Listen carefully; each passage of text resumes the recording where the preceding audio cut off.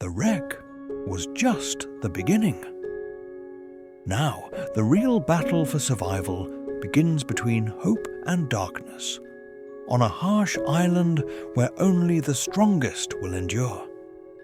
This is part 2. The air was thick with fear and silence until Weep Hayes and his small band of soldiers decided they would no longer be victims.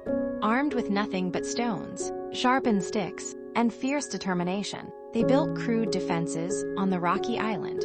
Cornwallis ruled the other side with an iron fist, his eyes cold and merciless. He ordered the murder of anyone who dared oppose him, men, women, even children. His followers carried out these killings in the shadows, turning the islands into a place of constant terror. But Hayes refused to give up. Every day was a fight for survival, every night a prayer for rescue.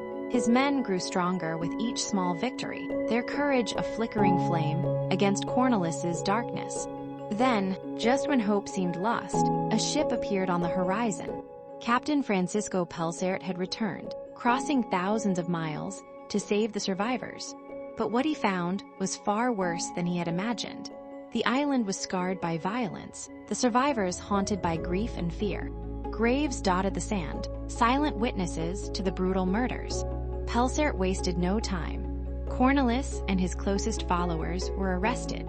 The punishment was swift, and brutal Cornwallis had his hands cut off before he was hanged, a grim reminder that justice would be served even in the middle of nowhere. Others were taken back to Batavia, the city they had sailed from, to face trial and punishment.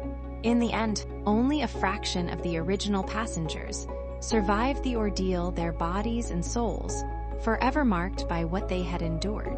The story of the Batavia is not just about a shipwreck. It's about the darkness that can rise when law and order disappear, and the sparks of hope and courage that fight to survive against all odds. So next time you hear about a lost ship or a survival story, remember the Batavia, where the ocean wasn't the only danger waiting beneath the waves. And remember this, sometimes the greatest battles happen not against nature, but between the hearts of men.